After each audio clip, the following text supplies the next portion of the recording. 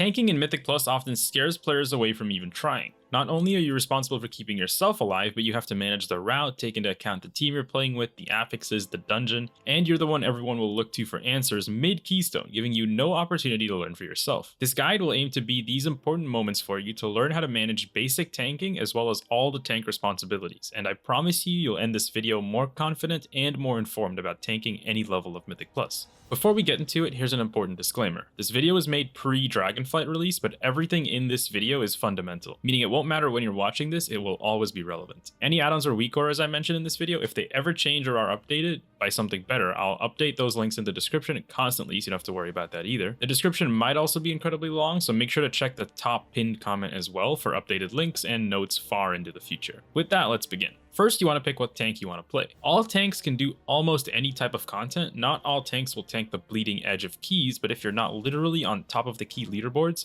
any tank will perform very well. Blizzard has historically been bringing tanks closer and closer in balance, and unless something is bugged or goes catastrophically wrong, this trend should maintain, especially in the long run. Here's a quick rundown on what each tank plays like, but I want to mention a few content creators on screen who play some or all of the tank specs that you should watch to get an idea for how each tank spec performs. There's a lot of other amazing tank players to watch, but these are specifically the ones I personally watch and can recommend you watch as well. Now for the rundown of how each tank spec feels to play. Remember that even if a tank is good in the meta, if you do not enjoy it or don't understand it, you'll be better off picking something else. Just because something is at the top of the tier list does not mean it's best for you, the individual. Blood DK feels like a case of don't get one shot and use banked Rudic power to heal up via death strikes. The more damage you take, the more you can heal. Blood will look pretty impressive on the meters, but it's the spec that, in my opinion, has the most direct player control over whether or not you live. A good Blood DK can live without major cooldowns in situations where a worse DK would need those cooldowns. Vengeance DH has a similar snapshot healing style to Blood Death Knight, but with more mobility, and with gaps in its mitigation, which requires preparation and quick thinking. The resource management isn't as intense as DK, as it relies a lot on cooldowns as well. It feels kind of similar to Blood overall, but has safety nets such as a very powerful cheat death, so it ends up being a lot more forgiving. Brewmaster Monk has built-in mitigation because they stagger most damage, meaning they spread it out over many seconds, while leaning on absorbs as well as tools they can use to cleanse their stagger, effectively deleting incoming damage before it even happens. They also have high mobility and feel easy at first, but it's very hard to master and also decently APM intensive. Prot Warrior is a pretty fast tank in my opinion. It's the highest APM tank at the moment. It also requires active management of mitigation. Overall, Prot feels like a very balanced tank playstyle. It has a great reliance on cooldowns as well as a blisteringly fast rotation. Probably the most difficult tank at first, but it's my personal favorite tank spec to play when the tuning is right. Crazy high APM though. Protection Paladin is similar to Warrior in that you have a shield and blocking is a core part of your class. Paladin also requires active management of cooldowns, but not as much as Warrior, and trades a lot of Warrior's mobility for a ton of healing and massive external immunities and cooldowns to help your party. Prot's defensive gameplay also shares a lot with its damage rotation, so you will passively do a lot of damage, but mistakes are heavily punished, as without your defensive debuffs, or if you move out of your consecration, you are very, very squishy. Bear Druid presents a heavy cooldown reliance spec. The core of the spec is a simplistic rotation, but that does not mean it's necessarily easy all the time. The defensive cooldowns present a balance of mitigation, healing, and absorbs, but being a cooldown reliant class means it's especially punishing on mistakes. But it's not a case if you mess up and then you instantly die. It's more so a case if you misuse cooldowns and then you come to a dangerous pack without the cooldowns you need to survive, and then you die. Now this video isn't going to go over every tank rotation in detail. That's pretty much as in-depth as I will pick apart each spec. I'll have anecdotes on them here and there, but I'm expecting you from this point to know what your spells do and have a general talent build and legendaries or tier if those things exist when you're watching this. You just want to have the basic tools necessary, but you do not need a lot of item level. It's incredibly surprising how much a tank can be under-geared comparative to the content it's trying to do, so make sure you reference those tank players I mentioned earlier if you feel confused or are just stuck choosing a spec. And of course, feel free to come back to this video for a refresher at any time. Now that you've picked a tank, you need to practice. It's important for your effectiveness as a tank, and it'll make it more fun later on if you practice how to be tanky without a group to bail you out before you die. Go into content that's higher than you're geared for. So for example, if your tank is around heroic dungeon gear, you're going into a mythic 0 dungeon. However, if you have a higher keystone, that's perfect. You're going to be breaking your key a lot, but it'll be worth it, I promise. Now this exercise is exactly what I do every time I roll a new tank alt, and in my opinion, it's the fastest way to get comfortable with tanking. This will take you about 30 to 45 minutes, but feel free to stay on the stage for as long as it takes because each person learns obviously at a different pace. Go into a dungeon at the difficulty that you chose, or keystone level you chose, and your goal is to find a pack of mobs that can kill you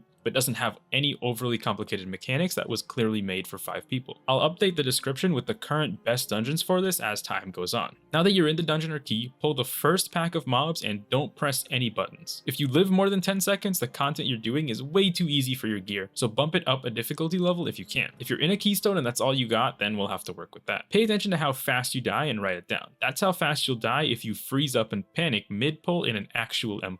Now pull that pack again and only use abilities that have a cooldown of under a minute. So remove any abilities on your bar that is a 1 minute cooldown or longer. Chances are the first few times you do this on a new tank, you won't live much longer than when you didn't press any buttons at all. The goal is to keep trying this until you feel like you're living as long as you possibly can with only using short cooldown abilities. It'll take a few tries. The reason for using short cooldowns is because these are the things that you're going to have available to you at every pull in every dungeon. A big mistake I see new tanks doing is over-reliance on their massive cooldowns, to the point where once they mess up and don't have a cooldown available, they just panic and die. Once you get caught in a loop of just relying on your biggest cooldowns, that's a really hard habit to break, and it leads to a lot of unfun frustration. Every time you die doing this, open up details and switch to the damage taken by spell section to see a breakdown of what types of things are dealing the most damage to you, and also open up the deaths log to see what is actually doing the killing blows. It's really important that you're using the proper types of rotational defensives to defend against the type of damage you're taking. For example, if you're dying to magic cast, spamming Iron Fur as Bear, Shield Block as Prot Warrior, or Shield of the Righteous as Prot Pala, or Demon Spikes as Vengeance may not be your best options. When paired with some talents, things like blocking as Paladin or Warrior may help spells, but if you're pressing an ability that gives you armor or physical block chance against a hard-hitting spell, it isn't helping at all. Similarly, pressing Spell Reflect as Warrior or Anti-Magic Shield as Blood Decay if you're dying to melees is literally not doing anything at all. Pay close attention to your tooltips in the context of how your specific tank spec works, and make sure you're using the correct rotational defensives for the situation. Damage taken by spell window is also really nice just to have open when you're tanking new dungeons. Now that you've probably died like 20 times, ideally living longer and longer each time, if you've somehow been able to kill the pack, I think you might be overgeared for whatever dungeon level this is. But the next step is to perform as you were before on the same pack, except now you can use all your cooldowns. Most tanks, depending on the current tuning, your gear, and what level of dungeon you're doing, and the affixes, should be able to live indefinitely.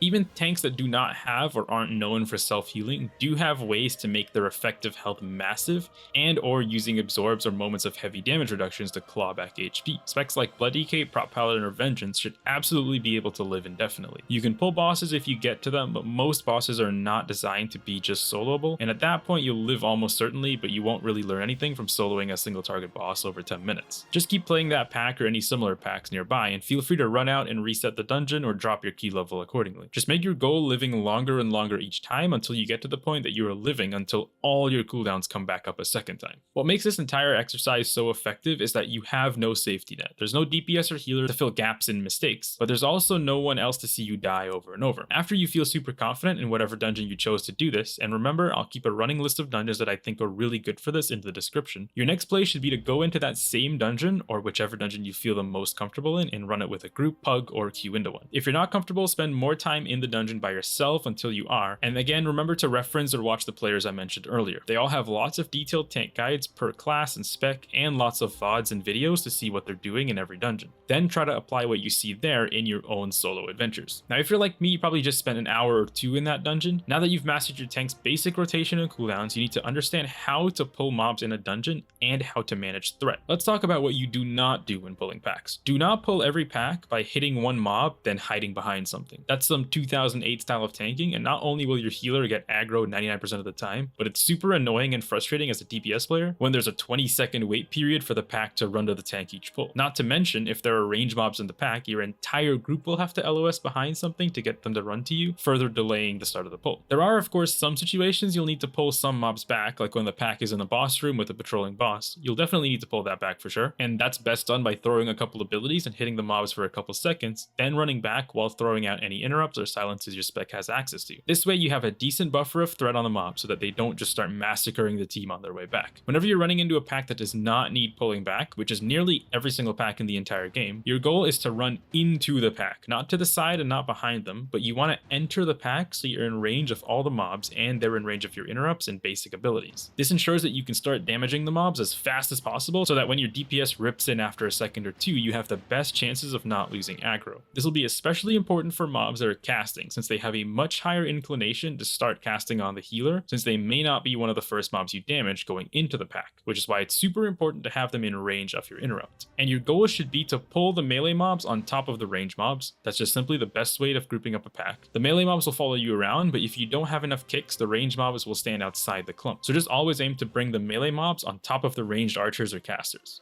All tanks have a tool to make grouping much easier. Things like Prop Paladin Shield Silence, DK Grips, Demon Hunter Silence Sigil, Bear Typhoon Vortex, Warrior Spirit Bastion, Challenging Shout are all extremely helpful in grouping up the pull. Then at any point in the pack, if you're losing aggro, you'll want to pay attention to that and have your taunts ready. As soon as you lose aggro on something, you should be able to click it and taunt so that no one dies. Having nameplates that change color or warn you when you're losing aggro makes this way easier. And if you're a tank with large upfront burst damage like Prop Paladin's Divine Toll or Brewmasters and their kegs, or Vengeance with Sigils and Feldev, you may save taunt for when you're losing aggro. But some tanks, like when this video is made, Blood DK is one of them that will need to use Death Grip and taunt to maintain aggro at the very start of the pull, but once their damage and diseases ramp up, they can hold aggro until the end of the pull. Also, always pull bosses and singular mini-bosses with taunt. If the boss hits a DPS or a healer, it's almost always going to be a one-shot, so you absolutely cannot lose aggro on a boss. And finally, if the boss is rooted in the ground, there is most definitely going to be a mechanic where the boss nukes the group if there is no tank in range. So be very careful when fighting bosses for the first time that don't freely move around or follow you.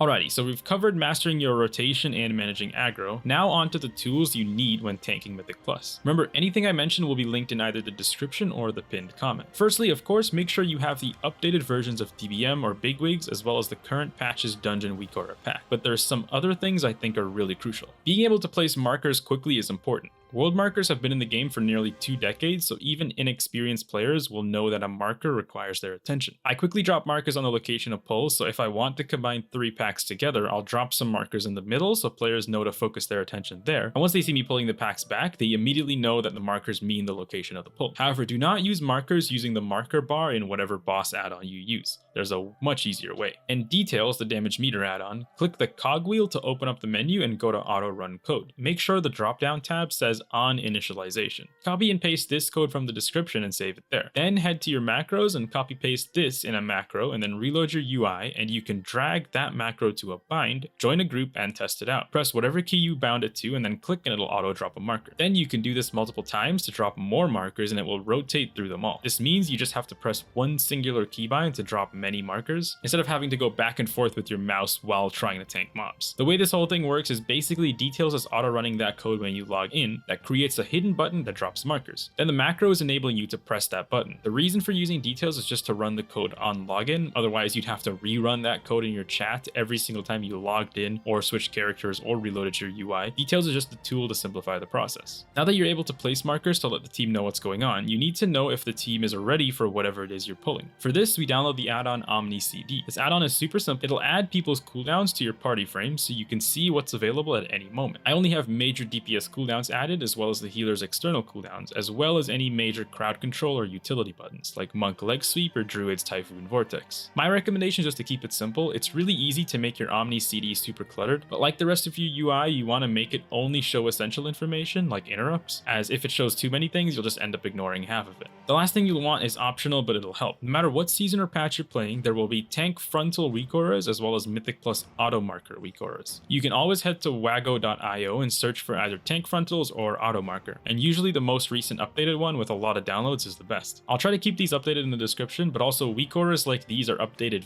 very frequently, so I don't make any promise that I'll be able to keep up, but I'll try. The tank frontal aura simply yells when there's something on the tank, so it'll say watch cleave, watch frontal, basically just warning messages in stage chat, but if you don't like the spam, it's not really necessary, it just helps. The auto marker WeakAura will simply mark mobs in dungeons that have dangerous casts or things that need to be paid attention to, but it does this automatically when you get into combat with the pack, which means it's one less thing for you to worry about. To round out the UI section, just make sure to update your add-ons and WeakAuras very frequently. Having an outdated WeakAura that's making a false callout is really bad, so if you can't keep things up to date, it's just best not to use them. Before I move on to the final part of the guide, which is the most important part, let's quickly talk about routes and how you decide what to pull in a dungeon. The best way to do this, in my opinion, is to just simply watch better tank players. Remember those tanks I mentioned earlier? Just go watch them play a dungeon and see their route and try to copy it, as long as it's not super complicated. The other way is to browse the website keystone.guru, click the dungeon you want, and then find the popular runs for this current week's dungeon affixes. Then you can open it up and browse and see what they do. The final way is to simply go to Radar.io or Wowhead and use their weekly routes.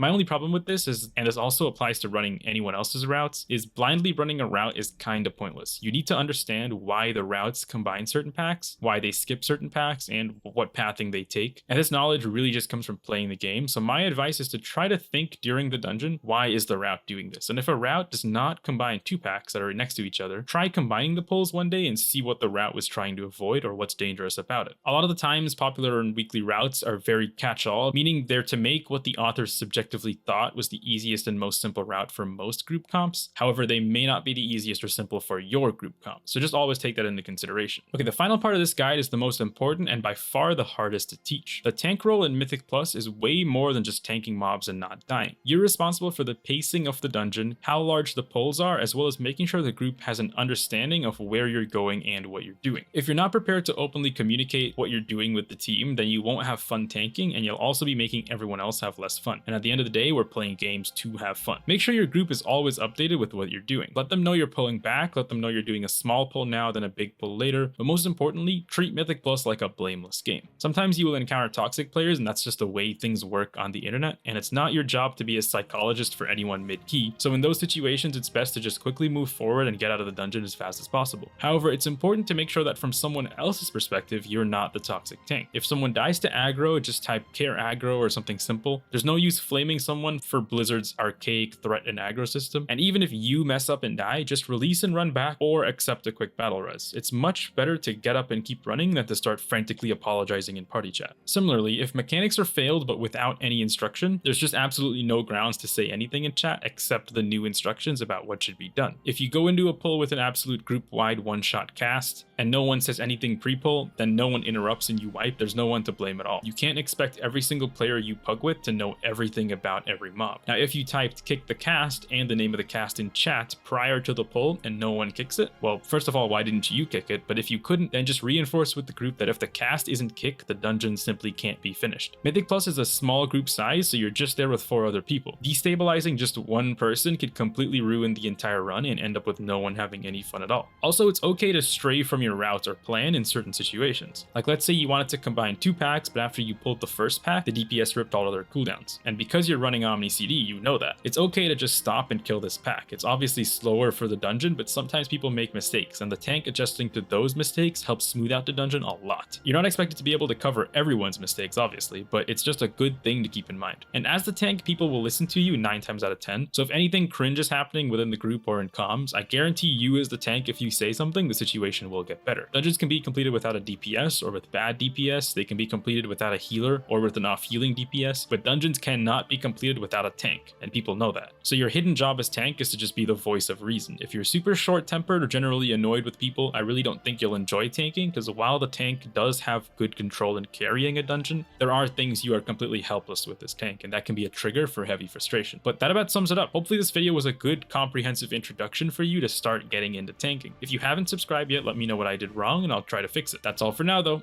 Later!